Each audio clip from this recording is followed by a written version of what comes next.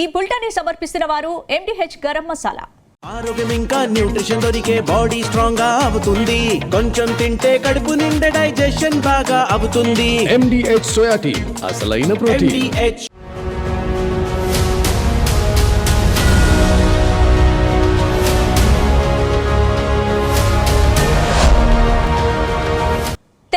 రాజకీయాల్లో అప్పుడే ఎన్నికల వేడి మొదలైంది. 2028 సాధారణ ఎన్నికలకి ఇంకా సమయం ఉంది. కానీ ఇప్పటి నుంచే బీఆర్ఎస్ పార్టీ దూకుడుగా వెళ్తోంది. గులాబీ బాస్ కేసీఆర్ ప్రత్యేకంగా నియోజకవర్గాల వారీగా సర్వేలు నిర్వహిస్తున్నారు. నాయకుల పనితీరుపైన రిపోర్ట్స్ తెప్పించుకుంటున్నారు. ఈ సర్వేలో సంచలన విషయాలు వెలుగు చూస్తున్నాయా? దాంతో పలు నియోజకవర్గాల్లో సిట్టింగ్లు మాజీ ఎమ్మెల్యేలకు మంత్రి కేటీఆర్ స్ట్రాంగ్ వార్నింగ్ ఇచ్చారా? పనితీరు మార్చుకోకపోతే టికెట్ ఇవ్వడం కష్టమేనని ముఖం మీద చెప్పేశారా?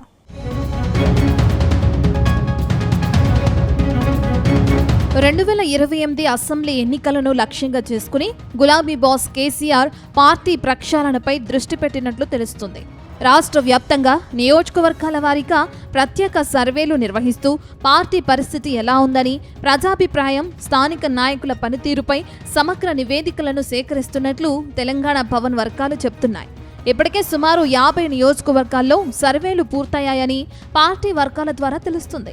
ఈ సర్వేల్లో ప్రస్తుత ఎమ్మెల్యేలు, మాజీ ఎమ్మెల్యేలు, నియోజకవర్గ ఇన్ఛార్జీలు, మాజీ మంత్రుల పనితీరును ప్రత్యేకంగా అంచనా వేస్తున్నట్లు సమాచారం. ప్రజల్లో ఆదరణ, కార్యకర్తలతో అనుసంధానం, స్థానిక సమస్యలపై స్పందన వంటి అంశాలను ప్రధానంగా పరిశీలిస్తున్నట్లు నేతలు చెబుతున్నారు.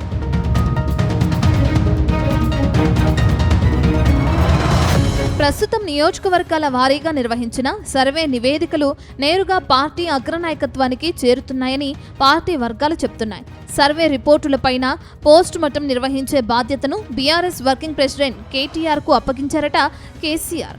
బాస్ కేసీఆర్ ఆదేశాలతో నాయకులపై ప్రత్యేక దృష్టి పెట్టిన బీఆర్ఎస్ వర్కింగ్ ప్రెసిడెంట్ కేటీఆర్ వారికి క్లాస్ తీసుకుంటున్నారని టాక్ వినిపిస్తుంది. ముఖ్యంగా ప్రజలకు ఎప్పటికప్పుడు అందుబాటులో ఉండాలని, క్షేత్రస్థాయిలో పార్టీని బలోపేతం చేయాలని, ప్రజా సమస్యలపై ప్రధానంగా స్థానిక సమస్యలపైన పోరాడాలని కేటీఆర్ సూచిస్తున్నట్లు సమాచారం. ముఖ్యంగా కార్యకర్తలతో నిరంతర సంబంధాలు కొనసాగిస్తూ పార్టీ కార్యక్రమాలను గ్రామస్థాయి వరకు తీసుకెళ్లాలని నాయకత్వం స్పష్టమైన ఆదేశాలు జారీ చేసినట్లు తెలుస్తోంది. పనితీరు సరిగా లేని కొంతమంది నేతలకు BRS LP deputy floor leader Harish Rao తగిన సలహాలు, సూచనలు ఇస్తున్నట్లు తెలుస్తోంది.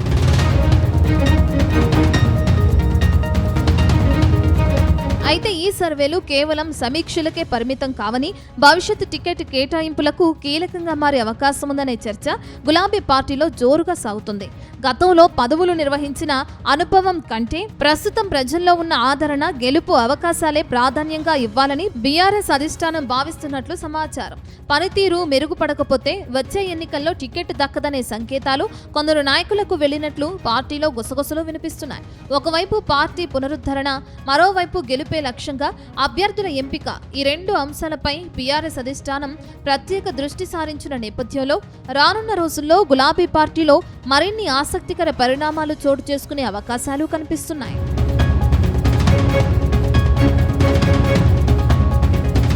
ఇదే సమయంలో పార్టీ పునర్నిర్మాణంపై కేటీఆర్ పూర్తి ధీమాతో ఉన్నారని తెలుస్తుంది. బీఆర్ఎస్ ను బూత్ స్థాయి నుంచి మళ్లీ బలోపేతం చేసే దిశగా సభ్యత్వ నమోదు కార్యక్రమాలు, సంస్థాగత పునర్వ్యవస్థీకరణ, కార్యకర్తలకు శిక్షణ కార్యక్రమాలు చేపడుతున్నామని చాలా సందర్భాల్లో ప్రకటించారు. అంతేకాకుండా వచ్చే ఎన్నికల్లో బీఆర్ఎస్ సింగిల్ గానే బరిలోకి దిగుతుందని, గెలుపు అవకాశాలే అభ్యర్థుల ఎంపికకు ప్రాధాన్యత అని కేటీఆర్ స్పష్టం చేసినట్లు పార్టీ వర్గాలు గుర్తు చేస్తున్నాయి. 2028లో కేసీఆర్ మళ్లీ ముఖ్యమంత్రి అవుతారని, బీఆర్ఎస్ తిరిగి అధికారంలోకి వస్తుందనే నమ్మకాన్ని కూడా కేటీఆర్ వ్యక్తం చేస్తున్నారు. కొద్ది రోజులు బీఆర్ఎస్ వర్కింగ్ ప్రెసిడెంట్ కేటీఆర్, మాజీ మంత్రి హరీష్ రావు అన్ని జిల్లాల్లో పర్యటిస్తున్నారు.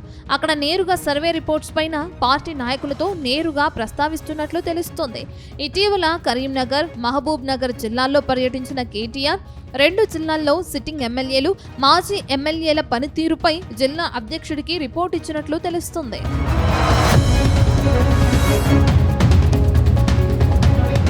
మొత్తంగా చూస్తే 2028 ఎన్నికలకు ఇప్పటి నుంచే గ్రౌండ్ వర్క్ ప్రారంభించిన బీఆర్ఎస్ సర్వేల ఆధారంగా పార్టీని గాడిలో పెట్టే ప్రయత్నం చేస్తున్నట్లు కనిపిస్తుంది. గత అసెంబ్లీ ఎన్నికల సమయంలో కొద్దిమంది సిట్టింగ్లను మార్చి వారి స్థానంలో కొత్త వారికి అవకాశం ఇస్తే గెలిచేవారమనే ఆ తర్వాత గుర్తించారు. దాంతో గతంలో జరిగిన పొరపాటును మరోసారి జరగకుండా ఇప్పటి నుంచే సర్వేలు పనితీరును బేరీజు వేసి టికెట్లు కేటాయిస్తే అధికారంలోకి రావటం ఖాయమనే లెక్కలు వేసుకుంటున్నారట. ఏదేమైనా ఎన్నికలకు 2 ఏళ్లు ముందుగానే అలర్ట్ అయిన గులాబీ పార్టీ వచ్చే ఎన్నికల్లో ఎంతమందిని సైడ్ చేస్తుంది, కొత్తగా ఎవరెవరికి ఛాన్స్ ఇస్తుందనేది ఇంట్రెస్టింగ్ గా మారింది.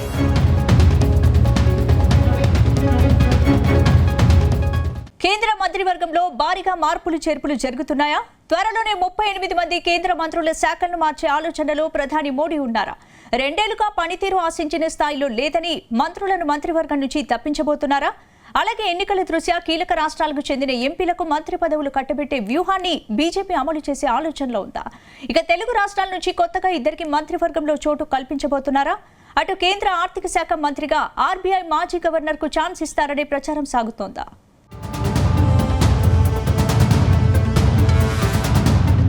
కేంద్ర మంత్రివర్గంలో భారీ మార్పులు చేర్పులు జరుగుతాయని రాజకీయ వర్గాల్లో జోరుగా చర్చ సాగుతుంది. 1-2 రోజుల్లో కేంద్ర మంత్రివర్గ విస్తరణ, శాఖల పునర్విభజన జరిగే అవకాశం ఉందని ఢిల్లీ వర్గాల్లో ప్రచారం జరుగుతుంది. ఈసారి కేబినెట్ ప్రక్షాళనలో దాదాపు 38 మంది మంత్రులు, శాఖల్లో మార్పులు ఉండే అవకాశం ఉందనే టాక్ వినిపిస్తుంది.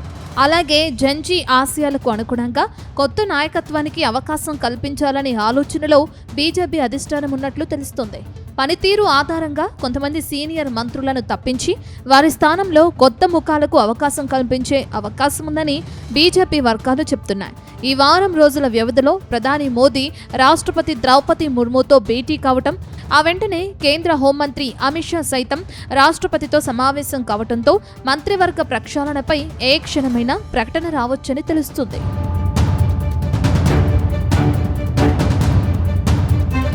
కొద్ది రోజుల క్రితం నీట్ లీక్ వ్యవహారం బీజేపీకి ఇబ్బందిగా మారింది. దాంతో కేంద్ర విద్యాశాఖ మంత్రి ధర్మేంద్ర ప్రధాన్ను తప్పిస్తారని ప్రచారం సాగుతుంది. ఆయన్ను కేంద్ర మంత్రివర్గం నుంచి తప్పించి ఆ శాఖను నిర్మలా సీతారామన్కు అప్పగిస్తారని తెలుస్తుంది. ఇక ఆర్థిక శాఖను ఆర్బీఐ మాజీ గవర్నర్ శక్తికాంత్ దాస్కు అప్పగిస్తారని హస్తిన వర్గాల్లో వినిపిస్తున్న టాక్. మరోవైపు కేంద్ర పెట్రోలియం శాఖ మంత్రి హర్దీప్ సింగ్ పూరిని తప్పిస్తారని తెలుస్తుంది. గతంలో కేంద్ర మంత్రిగా పనిచేసిన అనురాగ్ ఠాకూర్కు మళ్లీ కేబినెట్లో చోటు దక్కే అవకాశం ఉందని ప్రచారం జరుగుతుంది. మరోవైపు ఎన్డీఏ భాగస్వామ్య పక్షాలకు కూడా ప్రాధాన్యం పెంచే దిశగా కసరత్తు జరుగుతుందని సమాచారం. ముఖ్యంగా శివసేన షిండే వర్గం నుంచి ఎంపీ శ్రీకాంత్ షిండేకు కేబినెట్ మంత్రి పదవి దక్కే అవకాశం ఉందని రాజకీయ వర్గాలు చెప్తున్నాయి. అలాగే అరుణ్ గోవిల్, విష్ణుదత్ శర్మ, జనార్దన్ సింగ్ సిగ్రీవాల్ పేర్లు కూడా కొత్త మంత్రుల జాబితాలో బలంగా వినిపిస్తున్నాయి. ఉత్తరప్రదేశ్ అసెంబ్లీ ఎన్నికలను దృష్టిలో ఉంచుకుని కేంద్ర సహాయ మంత్రి పంకజ్ చౌదరిని తప్పించే అవకాశం ఉందని, పంజాబ్లో రవనీత్ సింగ్ బిట్టు స్థానంలో బీజేపీ నేత తరుణ్ చుక్కు కేంద్ర మంత్రిగా అవకాశం కల్పించే ఛాన్స్ ఉందని చెబుతున్నారు.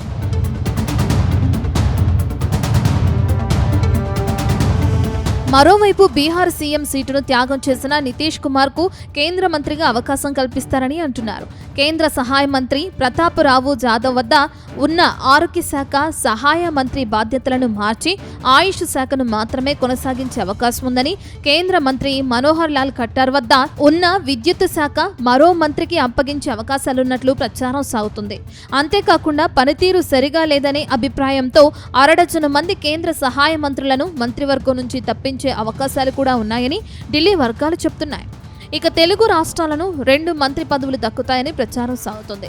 తెలంగాణ నుంచి ఎంపీలు ఈటెల రాజేందర్, డీకే అరుణ, ధర్మపురి అరవిందలో ఒకరికి మంత్రి పదవి దక్కే ఛాన్స్ ఉందని చెప్తున్నారు.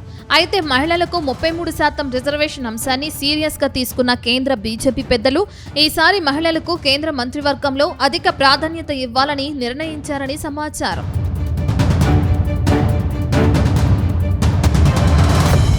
ఇక ఏపీకి కూడా ఓ కేంద్ర మంత్రి పదవి దక్కుతుందని ప్రచారం సాగుతుంది.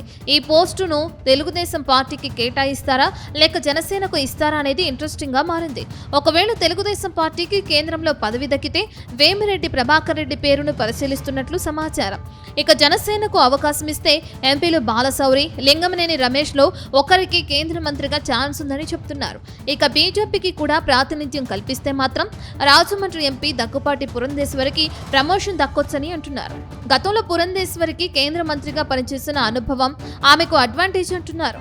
మొత్తం మీద కేంద్ర మంత్రి వర్గం ప్రక్షాళనపై ప్రధాని మోదీ పలువురు పేర్లను ఫైనల్ చేశారని సమాచారం. అయితే ఈ ఫైల్ కు రాష్ట్రపతి భవన్ ఏ క్షణమైనా ఆమోదం తెలిపే ఛాన్స్ ఉందని తెలుస్తుంది.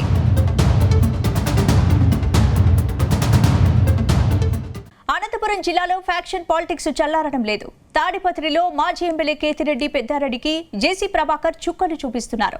నియోజకవర్గంలో మిగతా నేతలు ఎవరైనా రాజకీయాలు చేసుకోవచ్చు, కానీ పెద్దారెడ్డి మాత్రం అడుగు పెట్టనిచ్చేది లేదంటున్నారు. అయితే వైసీపీ కార్యక్రమాలకు అనుమతిస్తున్న జేసీ పెద్దారెడ్డిని మాత్రమే వ్యక్తిగతంగా ఎందుకు టార్గెట్ చేశారు? ఈ పంచాయతీ వెనుక 2 దశాబ్దాల ఫ్యాక్షన్ పగ ఉందా? ఒకప్పుడు రాసుకున్న ఒప్పందాన్ని పెద్దారెడ్డి బ్రేక్ చేసినందుకు ఈ వార్ జరుగుతోందా? ఎందుకు ఏంటా ఒప్పందం? దాన్ని ఎవరు బ్రేక్ చేశారు? Let's watch the story.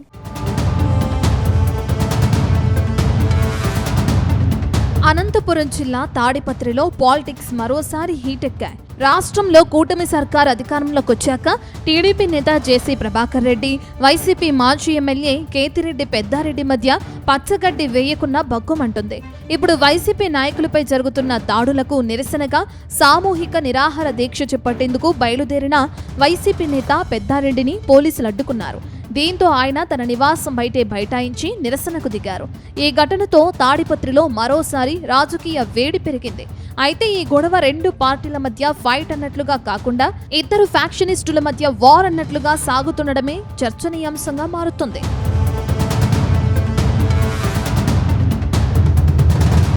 గత అసెంబ్లీ ఎన్నికల్లో తాడిపత్రిలో కేతిరెడ్డి పెద్దారెడ్డి ఓడిపోయారు. ఎన్నికల్లో ఓడాక ఆయన్ను తాడిపత్రిలో అడుగు పెట్టనీయటం లేదు. ఇప్పటికే పలుమార్లు తాడిపత్రిలో పెద్దారెడ్డి అడుగు పెట్టేందుకు ప్రయత్నాలు చేసినా జేసీ అడ్డుకున్నారు. దాంతో తాడిపత్రికి రాకుండానే పెద్దారెడ్డి వెనుదిరగాల్సిన పరిస్థితి.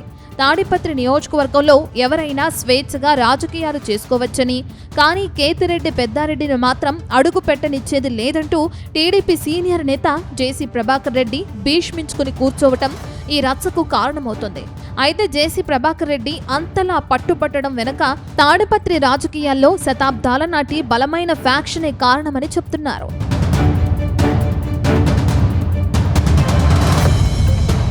గతంలో వైఎస్ రాజశేఖర రెడ్డి హయాంలో తాడిపత్రిలో ఫ్యాక్షన్ పంచాయతీలు జరిగాయి.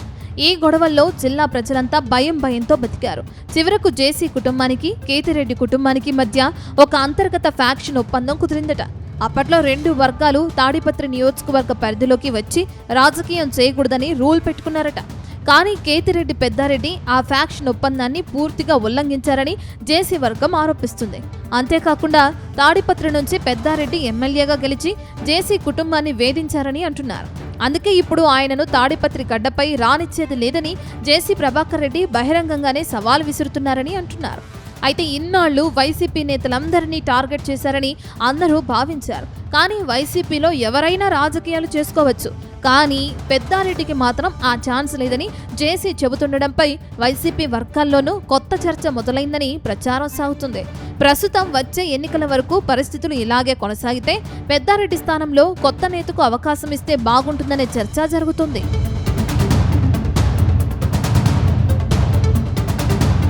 ప్రస్తుతం తాడిపత్రిలో 2 పార్టీల గొడవ కాస్త జేసీ వర్సెస్ పెద్దారెడ్డి అన్నట్లుగా మారింది.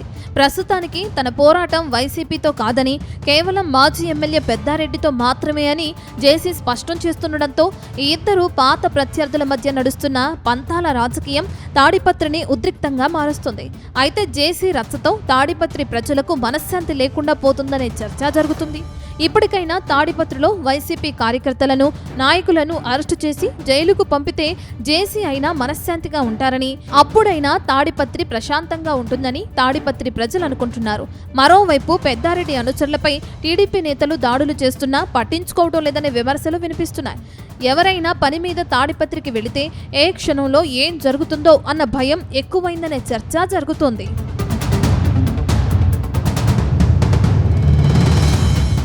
గత అసెంబ్లీ ఎన్నికలకు ముందు ప్రకాశం జిల్లా వైసీపీకి కంచుకోట.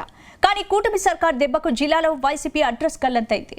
ఈ షాక్ నుంచి తేరుకునే లోపే మాజీ మంత్రి బాలినేని శ్రీనివాసరెడ్డి కండువా మార్చేశారు. దాంతో ఫ్యాన్ పార్టీకి మరిన్ని కష్టాలు మొదలయ్యాయి. ప్రస్తుతం ఇదే జిల్లాలో 2 నియోజకవర్గాల్లో వైసీపీ పరిస్థితి మరింత దారుణంగా మారిందా? గతంలో వైఎస్ జగన్ చేసిన 2 ప్రయోగాలే ఇందుకు కారణమనే చర్చ జరుగుతోందా?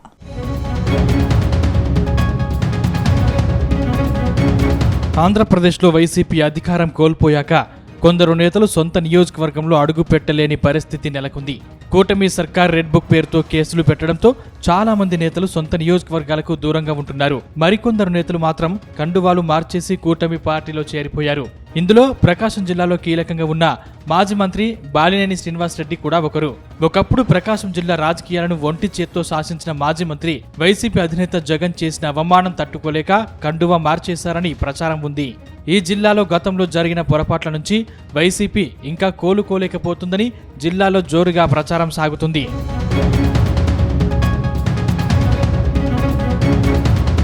రాష్ట్రంలో ఓసారి అధికారం కోల్పోయాక వైసీపీ మళ్లీ అధికారంలోకి రావాలని భావిస్తుంది. ముఖ్యంగా వైసీపీ అధినేత వైఎస్ జగన్ ప్రకాశం జిల్లాపై ఎక్కువ ఫోకస్ పెట్టారని అంటున్నారు. ఇందులో భాగంగానే ఓ 2 నియోజకవర్గాలపై వైఎస్ జగన్ ఫోకస్ పెంచారని చెప్తున్నారు. ఇందులో అద్దంకితో పాటు పర్చూరు నియోజకవర్గంలో ఎట్టి పరిస్థితుల్లో గెలవాలని భావిస్తున్నారట. కానీ అక్కడ తెలుగుదేశం పార్టీ స్ట్రాంగ్ గా ఉంది. అందుకే ప్రయోగాల మీద ప్రయోగాలు చేస్తున్నారు. అద్దంకిలో చింతలపూడి అశోక్ కుమార్ ను ఇన్ఛార్జిగా నియమించారు. పర్చూరులో గాదె మధుసూదన్ రెడ్డికి ఇన్ఛార్జి బాధ్యతలు అప్పగించారు. కానీ 2 చోట్ల వైసీపీ గ్రాఫ్ పెరగడం లేదని ప్రచారం సాగుతుంది. పైగా పార్టీలో విభేదాలు తారాస్థాయికి చేరుకున్నాయి. కొత్త నాయకత్వం ఆశించిన స్థాయిలో పనిచేయట్లేదన్న చర్చ జరుగుతోంది.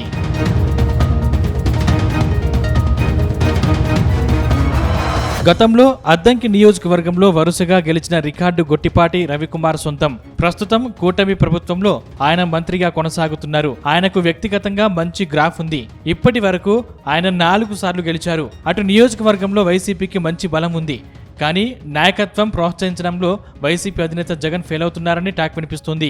అందుకే గొట్టిపాటి రవికుమార్ మాస్ ఇమేజ్ ముందు వైసీపీ అభ్యర్థులు తేలిపోతున్నారు. ప్రస్తుత వైసీపీ ఇన్ఛార్జ్ కూడా ప్రజలతో పాటు వైసీపీ క్యాడర్తో పెద్దగా మమేకం కాలేకపోతున్నారని ప్రచారం జరుగుతుంది.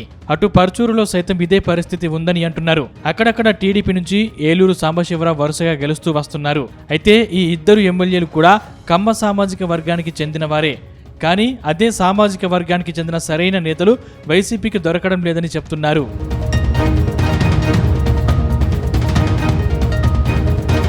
అయితే కరణం బలరామకృష్ణ రూపంలో వైసీపీకి కమ్మ నేత ఉన్నారు. ప్రస్తుతం ఆయన చీరాలకు మారిపోయారు. ఆయన పూర్వాశ్రమం అద్దంకి.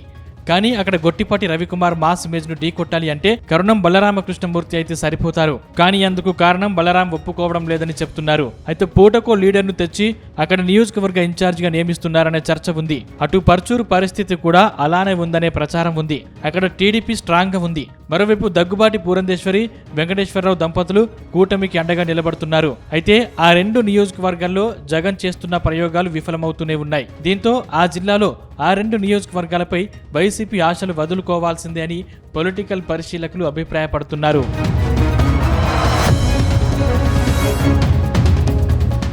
ప్రపంచ ప్రఖ్యాతిగాంచిన ప్రాంతం తిరుపతి. నిత్యం అక్కడికి 1,00,000 మంది భక్తులు రాకపోకలు సాగిస్తుంటారు. 7 కొండల పైన శ్రీ వెంకటేశ్వరుడు వెలిసి ఉన్న నేపథ్యంలో ఆ ప్రాంతానికి అంత గుర్తింపు వచ్చింది. కానీ రాజకీయాలకు ఆదర్శంగా ఉండాల్సిన తిరుపతిలో జరుగుతున్న రాజకీయ పరిణామాలు అందరినీ భయపెడుతున్నాయా? పోలీసులు సైతం ఈ 2 పార్టీల నేతలను కట్టడి చేయడానికి తలలు పట్టుకుంటున్నారా? అసలు ఆధ్యాత్మిక క్షేత్రం తిరుపతిలో ఈ 2 పార్టీలు ఎందుకిలా దిగజారి వ్యవహరిస్తున్నాయి? అసలు నేతలు ఎందుకిలా బరి తెగించేస్తున్నారు? Let's watch the story.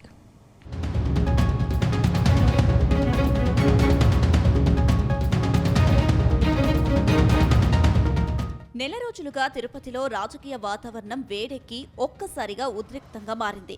Social media పోస్టులు, గంజాయి కేసులు, పరస్పర ఆరోపణల నేపథ్యంలో వైసీపీ, టీడీపీ శ్రేణులు వేర్వేరుగా ఆందోళన చేపట్టారు.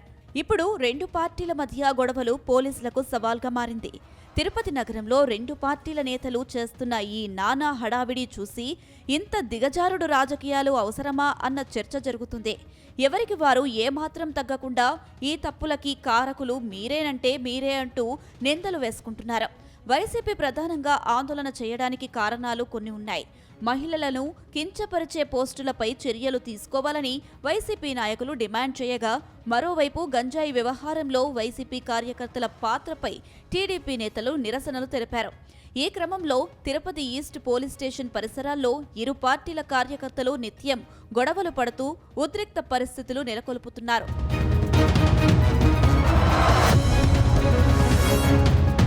అయితే అయితే రెండు పార్టీల నినాదాలు పరస్పర విమర్శలతో నిత్యం నగరంలో ఎక్కడో ఒక చోట ఉద్రిక్తత నెలకొంది. పరిస్థితిని అదుపులో ఉంచేందుకు పోలీసులు తలలు పట్టుకుంటున్నారు. ఇరు పార్టీల నేతలు తిరుపతిలోని పలు పోలీస్ స్టేషన్లలో ఫిర్యాదులు ఇస్తున్నారు. తిరుపతిలో ఒక టీడీపీ నేత ముఖ్య అనుచరుడు మాచర్ల రఘురాం వైసీపీ మహిళలను కించపరిచే విధంగా పోస్టులు పెట్టారంటూ అతన్ని అరెస్ట్ చేయాలని వైసీపీ డిమాండ్ చేస్తుంది. ముఖ్యంగా వైసీపీ మహిళా నాయకులపై అసభ్య పదజాలంతో పోస్టులు, కామెంట్లు చేసి వారిపై కఠిన చర్యలు తీసుకోవాలని డిమాండ్ చేస్తున్నారు. టీడీపీ అనుచరుడు మాచర్ల రఘురాం ఈ పోస్టులకు బాధ్యుడని ఆరోపిస్తూ ఈస్ట్ పోలీస్ స్టేషన్లో ఫిర్యాదు చేశారు. మహిళా గౌరవాన్ని దెబ్బతీసే చర్యలను రాజకీయంగా ఉపయోగించుకోవడం సరికాదని వైసీపీ నేతలు అంటున్నారు. మహిళలపై అభ్యంతరకర వ్యాఖ్యలు చేసిన వారిపై ఐటీ చట్టాల ప్రకారం కేసులు నమోదు చేయాలని డిమాండ్ చేస్తున్నారు.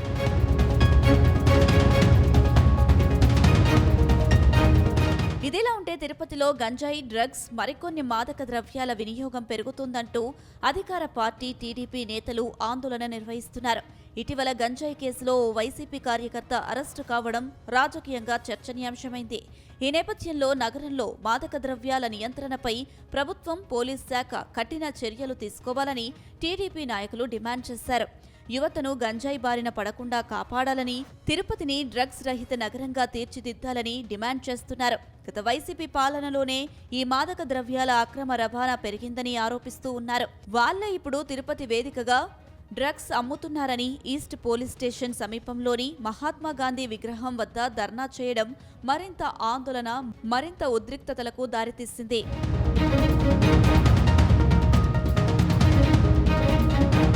అటు తిరుపతి మాజీ ఎమ్మెల్యే కరుణాకర్ రెడ్డి కొడుకు భూమన అభినయ్ రెడ్డి ఫోటోలు, డ్రగ్స్ కేసు నిందితుడి ఫోటో పెట్టి తిరుపతి నగరంలో ఫ్లెక్సీలు ఏర్పాటు చేయడం మరింత ఉద్రిక్తతలకు దారితీసింది. నగరంలో ప్రధాన కూడళ్లలో ఫోటోలు కట్టిన గంటల వ్యవధిలోనే మున్సిపల్ అధికారులు గొడవలు జరుగుతాయనే ఉద్దేశంతో పోలీసు సహకారంతో వాటన్నిటినీ తొలగించారు. ప్రధాన కూడళ్లలో ఆ రకంగా ఫ్లెక్సీలు ఏర్పాటు చేయడం తిరుపతి నగరంలో ప్రజలకు మరింత చర్చకు దారితీసింది. అసలు ఈ కుట్రకు పాల్పడింది ఎవరు? డ్రగ్స్ అమ్మకాలలో వీళ్ల పాత్ర ఉందా అనే విధంగా నగరంలో ప్రజలు చర్చించుకునే స్థాయికి ఆ ఫ్లెక్సీలు ఏర్పాటయ్యాయి. పోలీసులు ఎన్ని చర్యలు తీసుకుంటున్నా పవిత్రమైన తిరుపతిని డ్రగ్స్ రహిత ప్రాంతంగా చేయాలని ప్రభుత్వం ఎంతో ప్రయత్నం చేస్తున్నా స్థానిక వైసీపీ నేతలు అండదండలతో ఈ అక్రమ డ్రగ్స్ ముఠా చెలరేగిపోతున్నారని టీడీపీ నేతలు ఆరోపణ. అందుకే ఆరోపణలకు బలం చేకూర్చే విధంగా ఆ పార్టీకి సంబంధించిన నేతలే ఈ ఫ్లెక్సీలు ఏర్పాటు చేసుంటారని నగరంలో ప్రచారం జరుగుతుంది.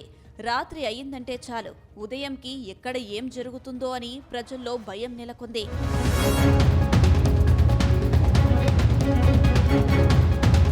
మొత్తం మీద ఇరు పార్టీ నేతల పరస్పర ఆందోళనలు, ఆరోపణలతో తిరుపతి క్షేత్రం హీటెక్కింది. ప్రస్తుతం వైసీపీ, టీడీపీ నేతలు ఎప్పుడు ఏ సందర్భంలో ఎదురుపడి కొట్టుకుంటారో అనే భయం నగర ప్రజల్లో ఉంది. పోలీసులు సైతం ఈ రెండు పార్టీల కీలకమైన నేతలపై నిఘా పెట్టారు. వారి కదలికలపై ఎప్పటికప్పుడు వాచ్ చేస్తున్నారు. రాజకీయ నేతలు ప్రజలకు ఆదర్శంగా ఉండాలి, కానీ ఇలా బజారులో ఒకరినొకరు తలపడడం రాజకీయం కాదని ప్రజలు గుర్తు చేస్తున్నారు.